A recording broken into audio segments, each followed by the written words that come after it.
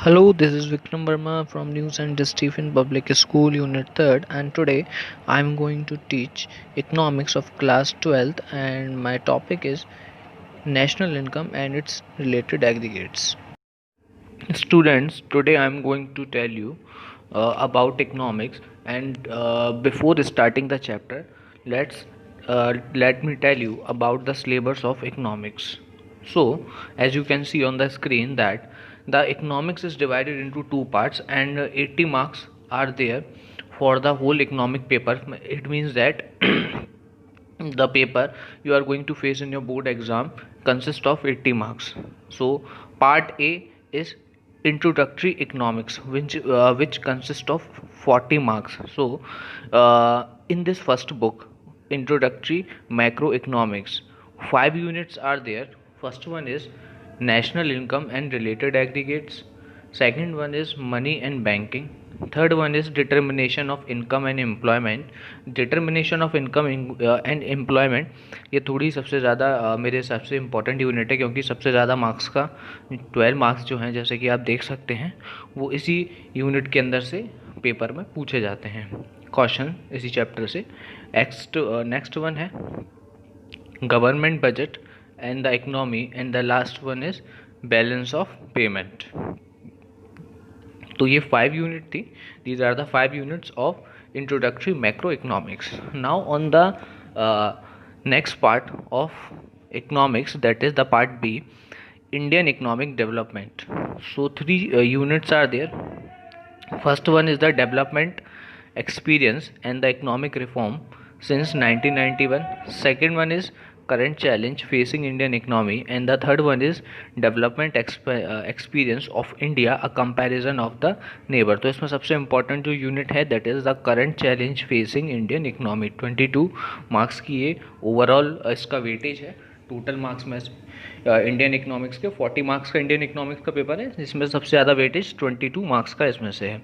जो first chapter होगा Indian economics का, उसमें हम एक्चुअली स्टार्ट करेंगे कि इंडिया का जो एक्सपीरियंस था इकोनॉमिक रिफॉर्म के फेसेस में, वो कैसा था 1947 से 1990 तक. ठीक है, तो ये सारी चीज़ें हम इसमें पढ़ेंगे कि पास्ट एक्सपीरियंस कैसा था, क्या पॉलिसीज़ थी, कैसे वो फॉलो हो रही थी, उसमें क्या कमियां थी, ये चीज़ें हम पढ़ेंगे.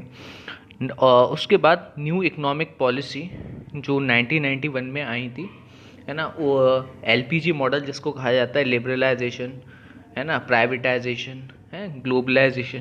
तो ये पॉलिसीज़ जो आई थी वो 1991 में आई थी, जिसको एलपीजी पॉलिसीज़ के नाम से जाना जाता है, या ये न्यू इकोनॉमिक रिफॉर्म है ना. तो वो सारी चीज़ें यहाँ पर होंगी. उसके बाद जो सेकंड यूनिट है हमारी, current challenges facing Indian economy, जिसमें हम पॉवर्टी के बारे में पढ़ेंगे, है ना, और हम इसमें डेवलपमेंट के बारे में पढ़ेंगे कि कैसे डेवलप्ड हो सकता है, सस्टेंशियल डेवलपमेंट हम कैसे कर सकते हैं, सब्सटेंशियल डेवलपमेंट हम कैसे कर सकते हैं. ठीक है, और गवर्नमेंट ने कौन कौन सी पॉलिसीज़ निकाली हैं पॉवर्टी को रोकने के लिए, इंफ्रास्ट्रक्चर क्या है इंडिया का, ये सारी चीज़ों का जो डिस्कशन होगा वो इसी यूनिट में होगा. और सबसे लास्ट जो हमारी यूनिट है 6 मार्क्स की, डेवलपमेंट एक्सपीरियंस इन इंडिया. तो ये इसमें इस चैप्टर में हम इंडिया, पाकिस्तान और चाइना के बारे में बात करेंगे. इनका इकोनॉमिक डेवलपमेंट कैसे था और इनके बीच में हम कंपैरिजन थोड़ा सा रिलेट करेंगे. तो ये 3 यूनिट हैं. अब माइक्रो इकोनॉमिक्स की बात करते हैं. सबसे पहले जो हम स्टार्ट करने वाले हैं वो national income in related aggregate से स्टार्ट करने वाले हैं. अगर आप पिछले ईयर के क्वेश्चन पेपर देखेंगे स्टूडेंट्स, तो आपको ये पता चलेगा कि जो नेशनल इनकम और रिलेटेड एग्रीगेट्स है, ये भी काफ़ी इंपॉर्टेंट चैप्टर है. इसका भी वेटेज सेकंड नंबर पर सबसे ज़्यादा है. 10 मार्क्स का इस यूनिट में से आता ही है हर बार. और न्यूमेरिकल इससे मोस्टली हर बार आता ही है. ठीक है, या तो वो लॉन्ग में न्यूमेरिकल आ सकता है या शॉर्ट में आ सकता है. अभी जो बोर्ड का पेपर होके चुका है, ये इसमें न्यूमेरिकल शॉर्ट में आया था, प्रोडक्ट मेथड का, वो मैं आपको बताऊंगा. ठीक है, तो हम जो स्टार्ट करने वाले हैं जिस चैप्टर से, फर्स्ट यूनिट ही हम लेंगे स्टार्ट करने के लिए. ठीक है, और फर्स्ट यूनिट में जो फर्स्ट यूनिट का नाम है हमारा national income and it's related aggregates, उसके अंदर हम कौन कौन से टॉपिक्स कवर करेंगे ये मैं आपको बता देता हूँ. आप लोग अपना पेन और कॉपी लेके चाहें तो उस टॉपिक्स को नोट भी कर सकते हैं. मैं आराम से बोलूँगा, आप लोग उसको नोट कर लीजिए अपनी नोटबुक पर। तो तो टॉपिक्स हमारे क्या क्या हैं। सबसे पहले तो हम ये पढ़ेंगे what is macro economics. Macro economics क्या है, हमारा जो सबसे पहला टॉपिक होगा इसमें कि व्हाट इज़ मैक्रो इकोनॉमिक्स। ठीक है, उसके बाद जो टॉपिक्स हम इसके अंदर पढ़ेंगे वो हम पढ़ेंगे some basic concepts, consumption goods, capital goods, final goods, intermediate goods, stock and flow concept, gross investment, depreciation. आप वीडियो को पॉज करके जो भी मैंने टॉपिक्स बताए आप उनको नोट डाउन कर सकते हैं। उसके बाद जो टॉपिक और हम इनके बारे में पढ़ेंगे वो है circular flow of income, method of calculating national income, value added method जिसको प्रोडक्ट मेथड के नाम से भी हम जानते हैं, एक्सपेंडिचर मेथड, इनकम मेथड, है ना। ये सारे टॉपिक हम इस चैप्टर में, इस यूनिट में कवर करने वाले हैं, है ना। कुछ और टॉपिक और है, मैं आपको बताता हूँ। Aggregate related to the national income, GNP gross national product, NNP net national product, net domestic product, gross domestic product at market price at factor cost, है ना। National disposable income gross and net, private income, personal disposable income, real and nominal GDP and welfare. तो ये सारे topic जो हैं वो हम इस यूनिट में कवर करने वाले हैं। ठीक है, चलिए तो आज का हम अपना सबसे पहला टॉपिक स्टार्ट करते हैं। जो सबसे पहला टॉपिक मैंने भी आप लोगों को बताया था, जैसा कि उस टॉपिक का नाम है what is macro economics. So our first topic is macroeconomics. So macro is derived from Greek word that is macros meaning large. ठीक है, so is defined as the study of overall economic phenomena such as the problem of full employment, GNP, saving, investment, aggregate consumption, investment, economic growth, etc. है ना, and is also known as, popularly known as the theory of income and employment. So what is macroeconomics? So in simple word, is a study of economic problem at the macro level, है ना, of the economy as a whole. So macroeconomics क्या है short में? Macroeconomics is the study of economic problem at the macro level or at the level of economy as a whole. Certain well known economic problem. अब कुछ हम इसकी economic problem के बारे में बात करते हैं कि मैंने जैसे कि आपको डेफिनेशन बताया था कि इसका economic macro economics is a study of economic problem. तो what are the economic problem? The problem related to the GDP growth, है ना। तो हम किसके बारे में बात करते हैं इसमें? The problem related to GDP growth, the problem of unemployment, the problem of inflation and deflation, the problem of fund for investment, the problem related to exchange rate and BOP.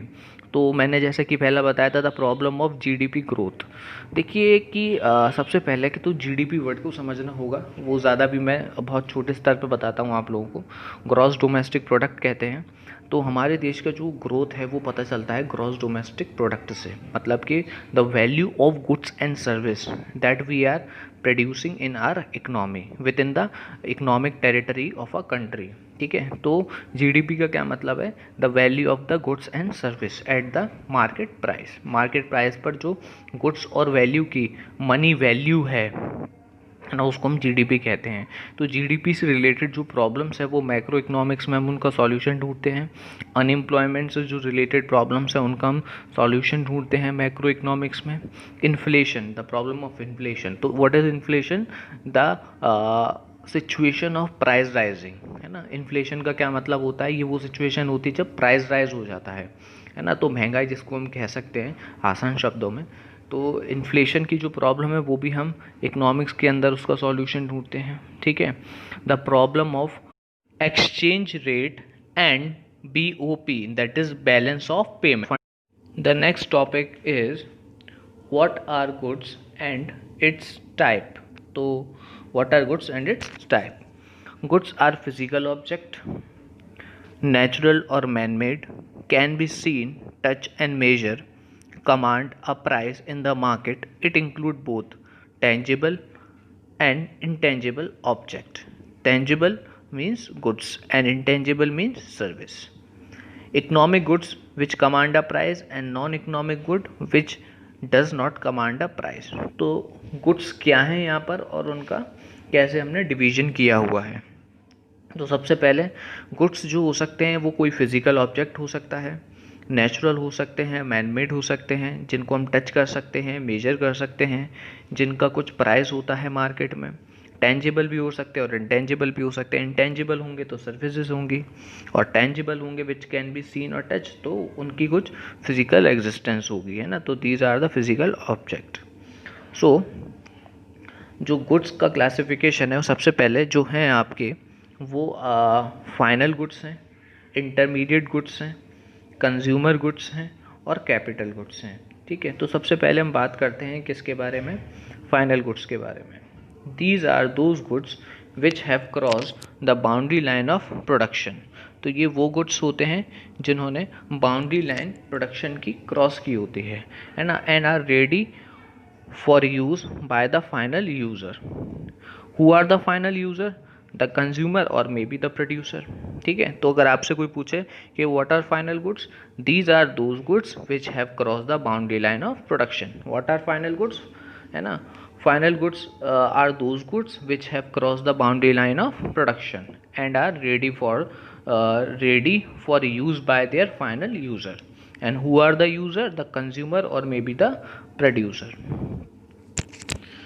The final goods are often classified as final consumer goods and final producer goods. ठीक है, तो जैसे मैंने बताया आपको कि जब goods boundary line को क्रॉस करते हैं और वो रेडी होते हैं यूज़ के लिए तो वो फाइनल गुड्स होते हैं. उन फाइनल गुड्स को दो यूज़र्स की ज़रूरत होती है, या तो कंज्यूमर की या फिर प्रोड्यूसर की, है ना. कुछ गुड्स ऐसे होते हैं जिनका हम डायरेक्ट कंजप्शन करते हैं, मार्केट से ख़रीदते हैं और उनका डायरेक्ट कंजप्शन करते हैं. अच्छा, कुछ गुड्स ऐसे होते हैं जिनका यूज़ प्रोड्यूसर करते हैं, है ना. तो इसीलिए जो फाइनल गुड्स हैं उनको क्लासिफाइड किया गया है फाइनल कंज्यूमर गुड्स के में और फाइनल प्रोड्यूसर गुड्स में. ठीक है, अब जो फाइनल कंज्यूमर गुड्स हैं are finally purchase by the consumer for the satisfaction of their wants. तो जो फाइनल गुड्स हैं वो फाइनली परचेज किए जाते हैं किसके द्वारा, कंज्यूमर के द्वारा, ताकि for the satisfaction of their wants, ताकि उनकी जो क्या कहते हैं ज़रूरत हैं वो उनसे सेटिस्फाई हो जाए, मतलब उनकी ज़रूरतें उनसे पूरी हो जाएं, है ना. और जो फाइनल प्रोड्यूसर गुड्स हैं, है ना, वो फाइनली परचेज किए जाते हैं प्रोड्यूसर के द्वारा, है ना, और जो in the process of production के लिए यूज़ होते हैं एज अ फिक्स असेट. तो what are the final producer goods, final producer goods are finally purchased by the producer and are generally used as fixed asset in the process of production. ठीक है, तो मैं आपको एक बार इनकी definition elaborate कर देता हूँ, अगर आप चाहें तो इनको नोट डाउन भी कर सकते हैं. First of all, final consumer goods, these are the goods which are ready for use by their final users and consumer are their final users. Example of these types of goods, bread and butter as used by the consumers. ठीक है, next one is final producer good. These are the goods which are ready for use by their final users. Producer are their final users, tractor and harvester as used by the farmer. Let's move to our next topic, that is intermediate goods. Intermediate goods are those goods which have yet not crossed the boundary line of production. Value is still to be added to these goods which are not yet ready for use by their final users. So in other words, intermediate goods are those goods which are purchased by one firm from the another firm as in a form of raw material, as in a form of goods for resale.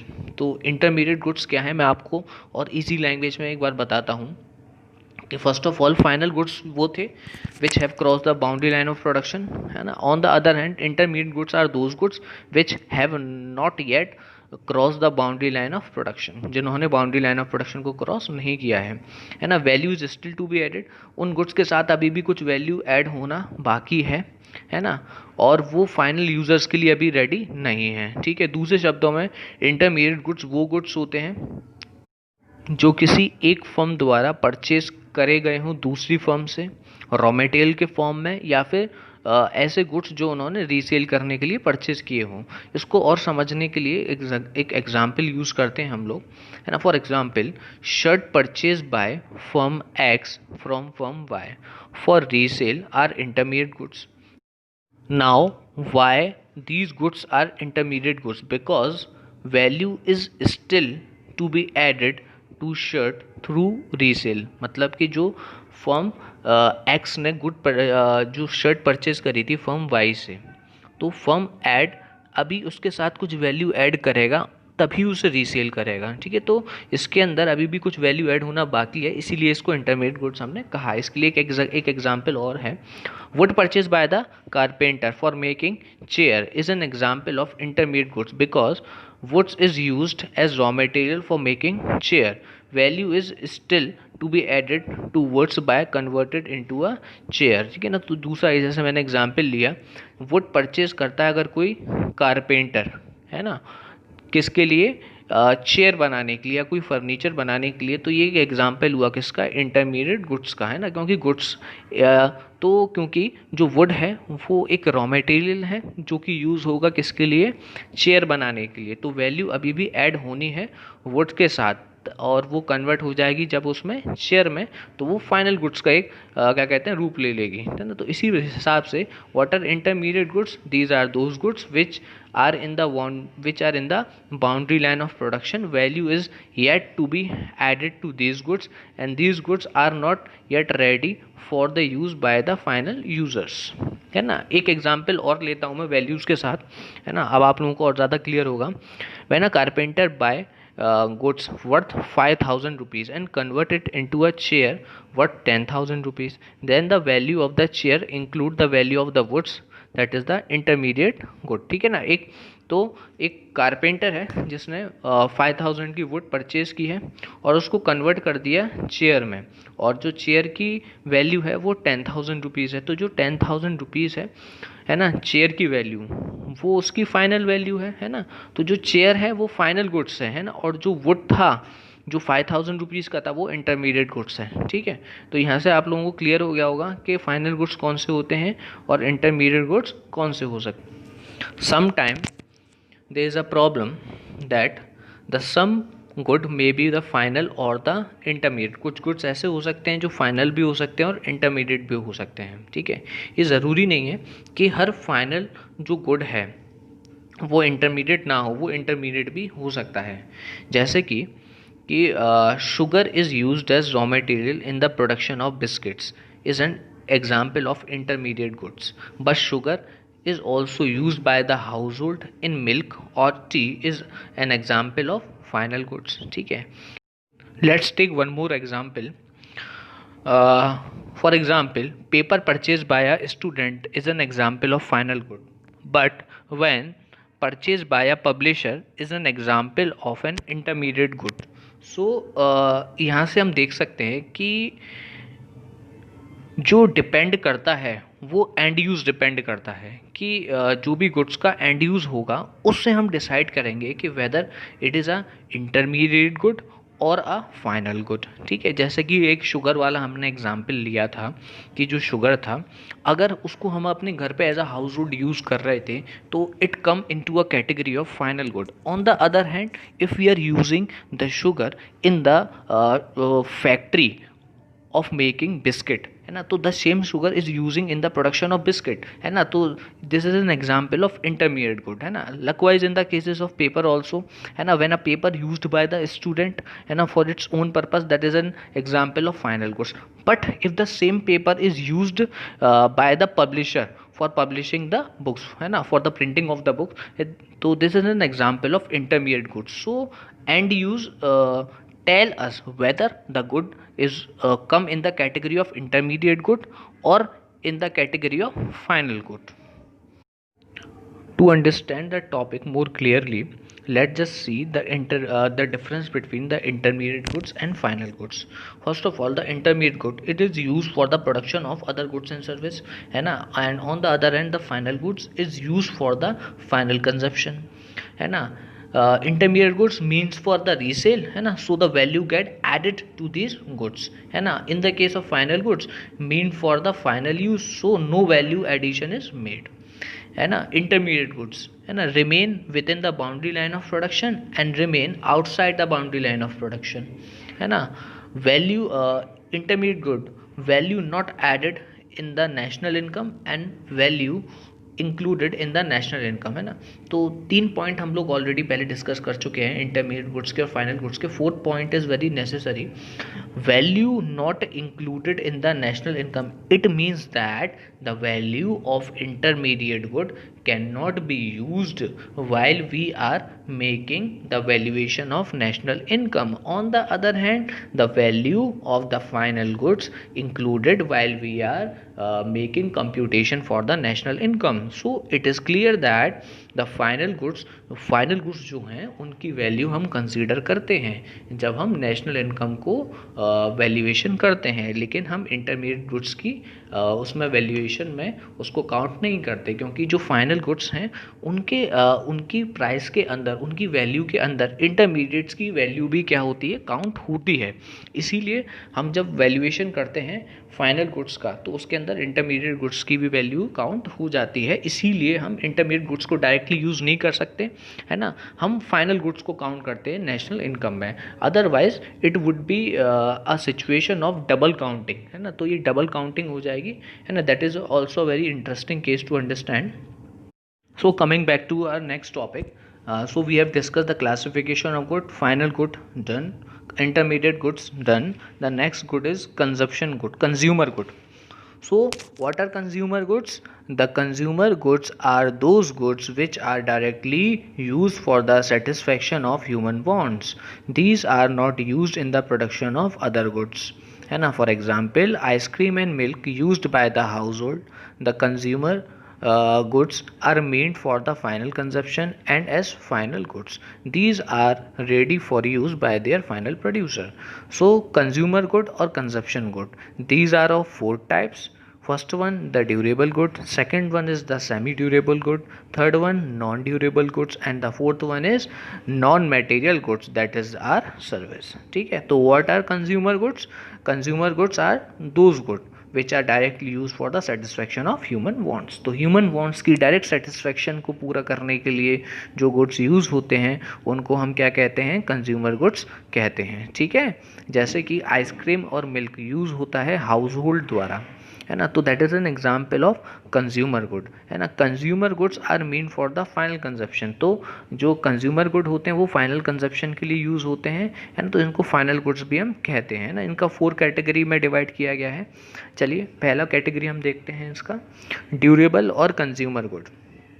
Durable consumer goods are those goods which can be used for the several year and are of relatively high value, है ना. These goods are repeatedly used before being discarded as useless.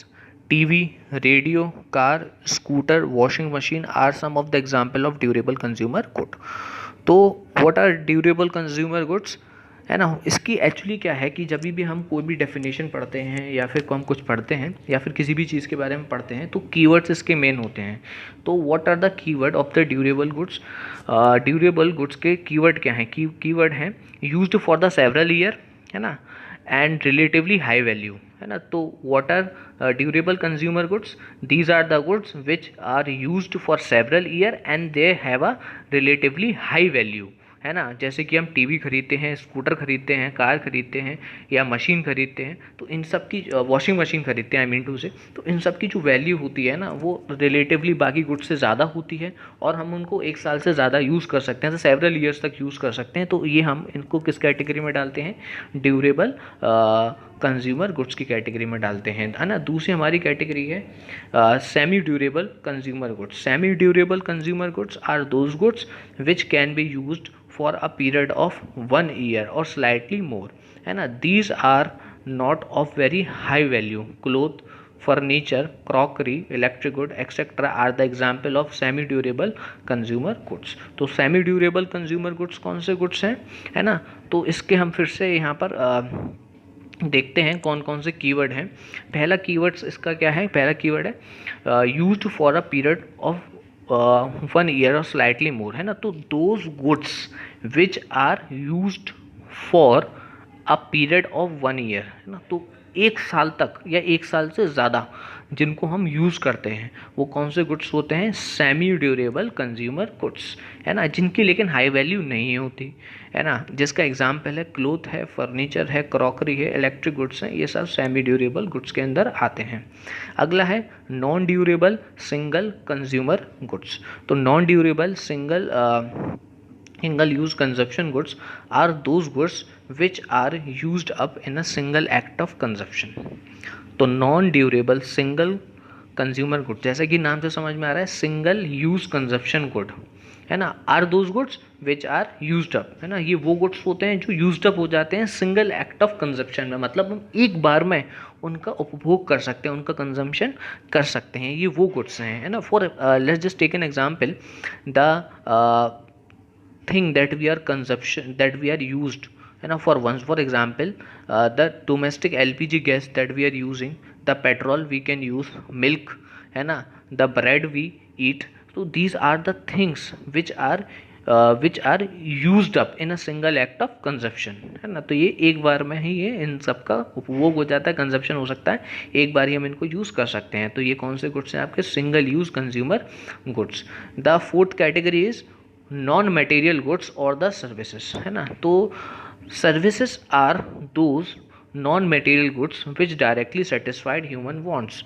तो services क्या होती हैं? ये वो non material goods होती हैं जो डायरेक्टली सेटिस्फाई करती हैं ह्यूमन वांट्स को, है ना. A few example of the services are the doctor, lawyer, domestic servant etcetera. तो कौन कौन से एग्जाम्पल हैं इनके?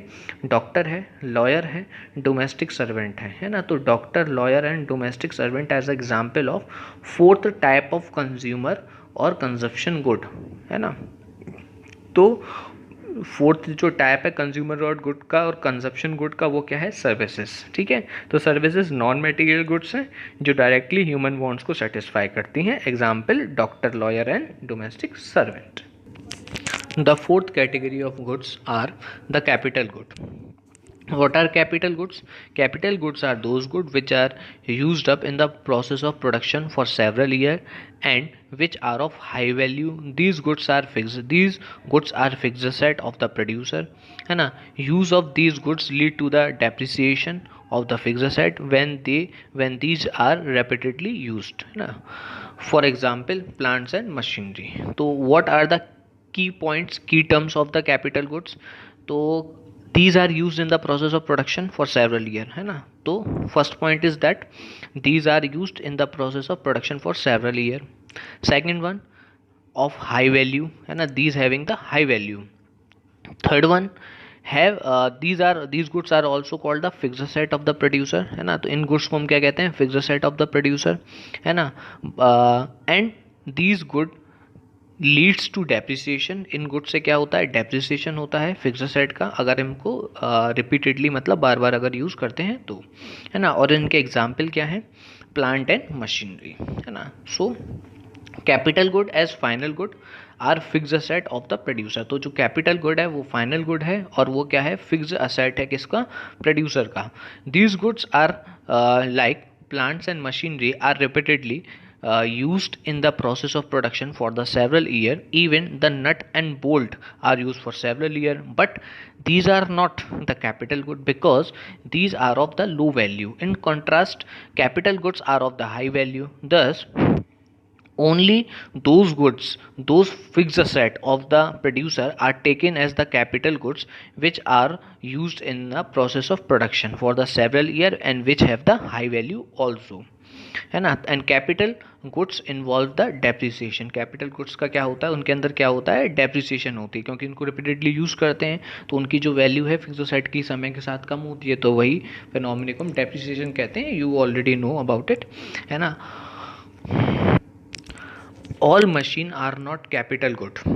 सभी मशीनरी कैपिटल गुड्स नहीं होती है ना, that is an important thing to understand है ना। A sewing machine in a tailor shop is fixed asset for a tailor है ना, it is a capital good, but the same machine है ना with a consumer household is not a capital good है ना, it is simply a durable use consumer goods है ना। लकवाइज इसका एक दूसरा एग्जाम्पल और हम लेते हैं, a car with a tourist company is a capital good. एक कार है जो एक टूरिस्ट कंपनी के पास है, वो उसके लिए कैपिटल गुड है। लेकिन अगर कोई सेम कार अगर एक कंज्यूमर अपने हाउस होल्ड में यूज़ कर रहा है तो वो ड्यूरेबल यूज़ कंज्यूमर गुड्स के तौर पर आ जाती है। तो जैसा कि हमने बताया कि सभी मशीनें कैपिटल गुड्स नहीं होती है ना, क्योंकि कुछ मशीनें ऐसी होती हैं। देखिए, हमें मशीनों का भी यहाँ पर एंड यूज़ देखना है। अगर मशीन है फर्दर प्रोसेस ऑफ प्रोडक्शन में यूज़ हो रही हैं तो वो कैपिटल गुड्स की श्रेणी में जाएंगी है ना। अगर सेम आपकी क्या कहते हैं मशीन्स यूज़ हो रही हैं किसके लिए, मतलब हम डोमेस्टिक यूज़ कर रहे हैं उनका है ना, final act for the act of consumption अगर हम उनको यूज़ कर रहे हैं डोमेस्टिक पर्पज़ के लिए, तो वो हमारे लिए क्या कहते हैं ड्यूरेबल यूज़ कंज्यूमर गुड माना जाएगा, वो हमारे लिए फिर कैपिटल गुड्स की श्रेणी में नहीं आएगी। ठीक है ना, तो इसलिए हम कहते हैं कि ऑल मशीन्स आर नॉट